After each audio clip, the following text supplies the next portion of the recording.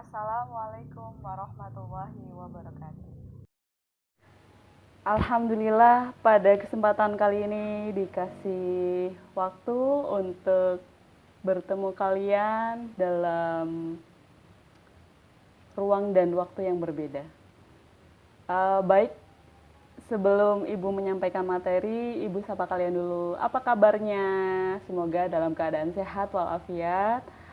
Sekalipun di tengah pandemi COVID-19, kita harus selalu semangat, harus selalu tetap semangat menjaga kesehatan, belajar, dan segala macamnya. Aktivitas tidak boleh terhenti, apalagi aktivitas belajar, karena belajar itu minal maidi ilal lahdi, dari liang lahat sampai lahir atau kebalikan. Ya, minal maidi berarti dari kecil atau dari buayan, ilal lahdi, ya, sampai liang lahat. Jadi yang namanya belajar tidak mengenal batas, ya. Karena yang namanya belajar itu harus dari kecil sampai sudah wafat, gitu ya.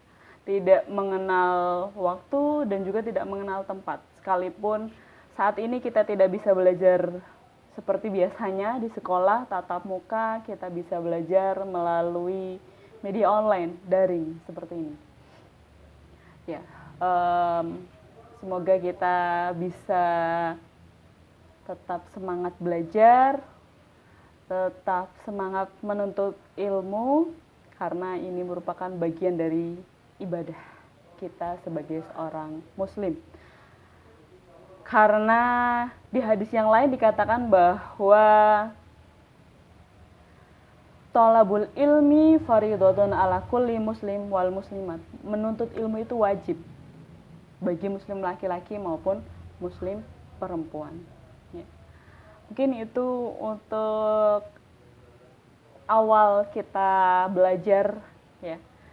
Awal kita untuk memulai pembelajaran online, ya, melalui media online. Baik, apa sih yang akan kita pelajari saat ini pada kesempatan kali ini?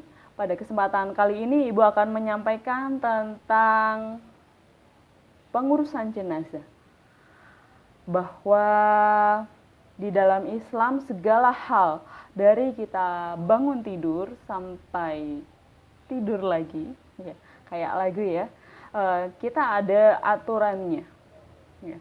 Kita ada tata caranya, kita ada kaidahnya. Sebelum kita membahas tentang pengurusan jenazah, Ibu akan mengutip satu ayat.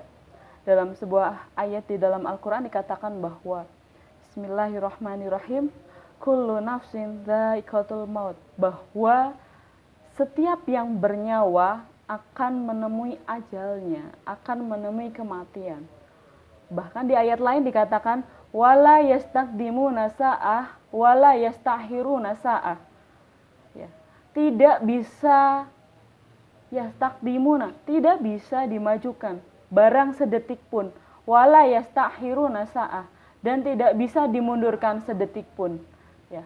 Oleh karena itu kita harus memahami bahwa setiap yang bernyawa akan menemui ajalnya, dan ajal itu tidak bisa kita request, ya, nanti dulu dong atau sekarang aja, ya, karena tadi dikatakan la yastaqdimuna sa'ah wa la yastahiruna sa'ah, tidak bisa dimajukan sedetik pun dan juga tidak bisa dimundurkan sedetik pun. Itu berkaitan dengan bahwa manusia memiliki masanya, manusia memiliki masa expired, ya. Setiap yang diciptakan pasti akan menemui masa expired. Nah, begitupun kita.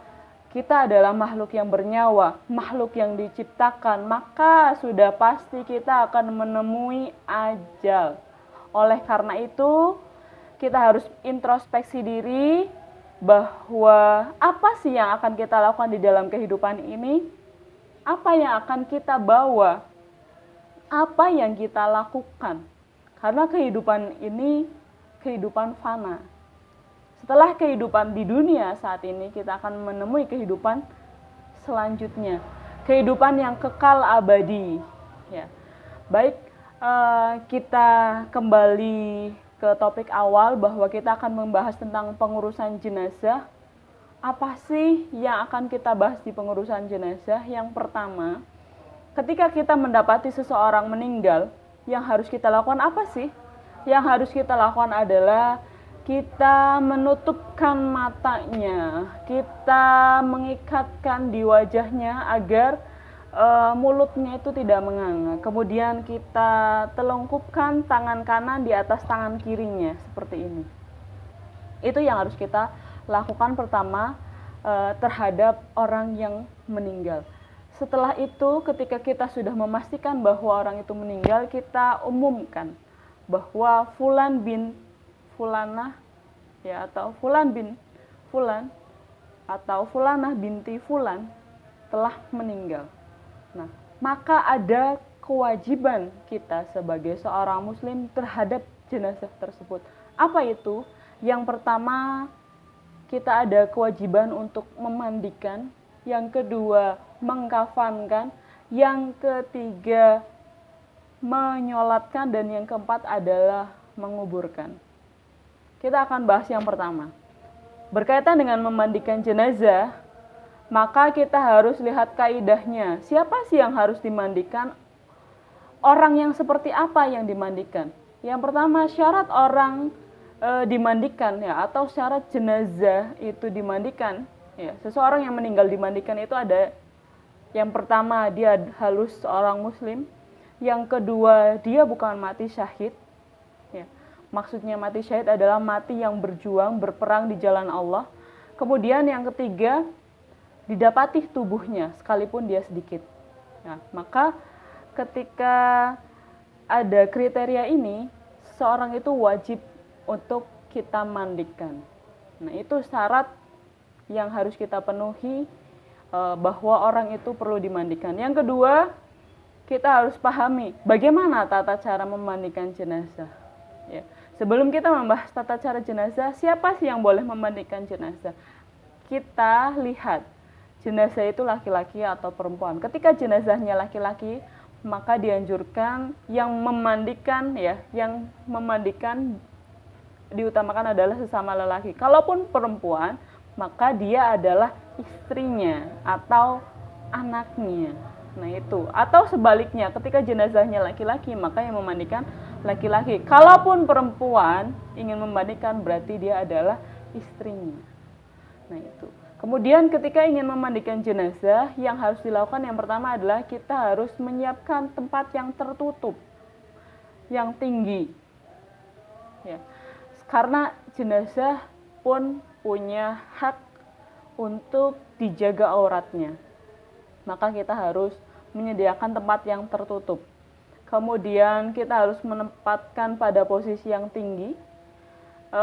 Misalnya kita menggunakan papan atau meja, ya. Kemudian kita harus menyediakan air yang mengalir yang banyak, kemudian wewangian, ya.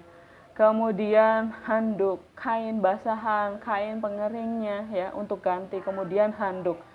Nah, itu yang harus kita perlukan ketika memandikan jenazah. Ketika sudah selesai dimandikan, maka selanjutnya adalah yang kedua. Yang kedua, setelah dimandikan, maka jenazah itu kita kafankan. Kita lihat lagi apakah jenazahnya laki-laki atau perempuan. Ketika jenazahnya laki-laki, maka kita menggunakan 3 helai kain kafan. Ketika jenazahnya perempuan, maka kita gunakan 5 helai kain kafan. Bagaimana caranya? Caranya adalah kita siapkan 5 atau 7 utas tali. Jadi jumlahnya ganjil. Begitupun jumlah kain kafannya. Ya, ketika jenazahnya laki-laki, misalnya 5 kain 5 tali ikat kita siapkan, 1, 2, 3, 4, 5. Ya, kita bentangkan dulu talinya. Setelah talinya dibentangkan, baru kita bentangkan kain kafannya satu persatu. Ya. Kemudian kita letakkan jenazahnya. Ya, setelah itu kita kita lipatkan, ya, kain itu dari kanan ke kiri, dari ke kanan ke kiri, ya, sampai 3 lapis itu habis. Kemudian kita ikatkan talinya dari bagian kaki, kemudian bagian betis, kemudian bagian perut ya, atau tempat menelungkup tangan, kemudian bagian dada dan bagian kepala, kurang lebih 5 helai. Itu untuk mengkafankan.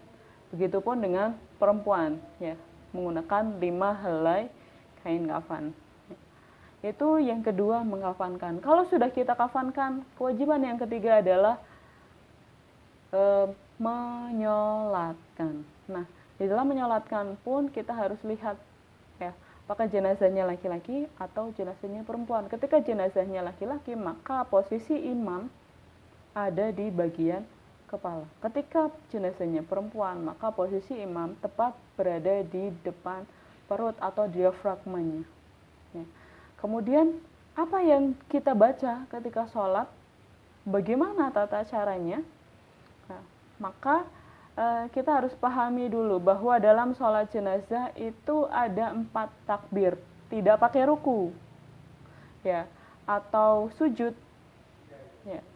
Kemudian yang harus kita lakukan pertama kali adalah ketika kita menyolatkan jenazah, jangan lupa kita baca niat dulu. Ketika jenazahnya itu laki-laki, yang kita baca adalah usolli ala hadzal mayyiti arba'a takbiratin fardhu kifayah. Karena yang namanya mengurus jenazah itu hukumnya fardhu kifayah. Ketika sudah ada sebagian muslim yang melakukan, maka muslim yang lain kewajibannya gugur.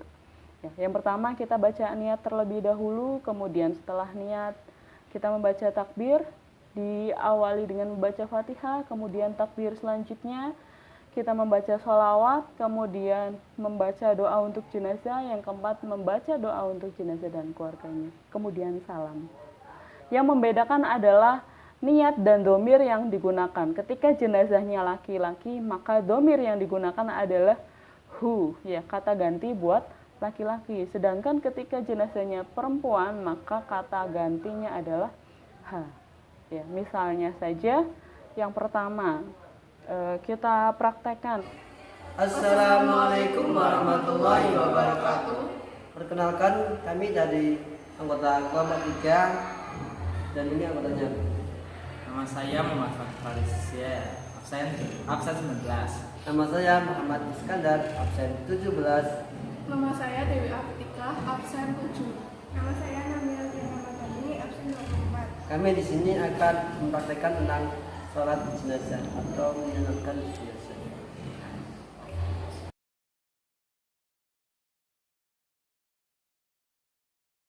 Sholli ala hadzal mayyiti arba'at takbiratin fardhu kifayatin adaan imaman lillahi ta'ala.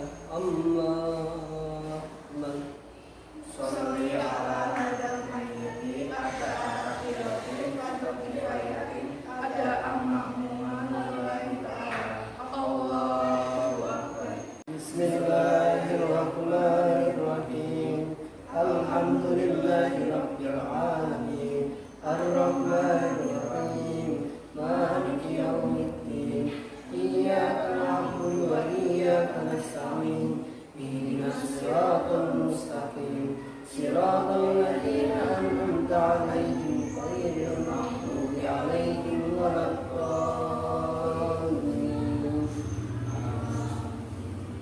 Allahu Akbar. Allahu Akbar.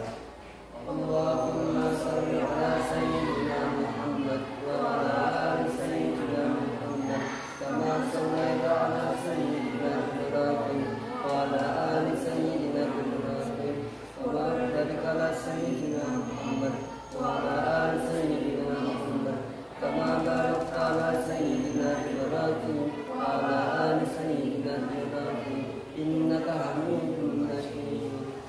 Allahu Akbar. Allahu Akbar. Allahumma salli wa nahmihi wa afihi wa'fu anhu. Allahu Akbar. Allahu Akbar. Allahumma la ta'inna hasyakum wa la ta'inna hasyakum wa kullana wa la. Assalamualaikum warahmatullahi wabarakatuh. Assalamualaikum warahmatullahi wabarakatuh.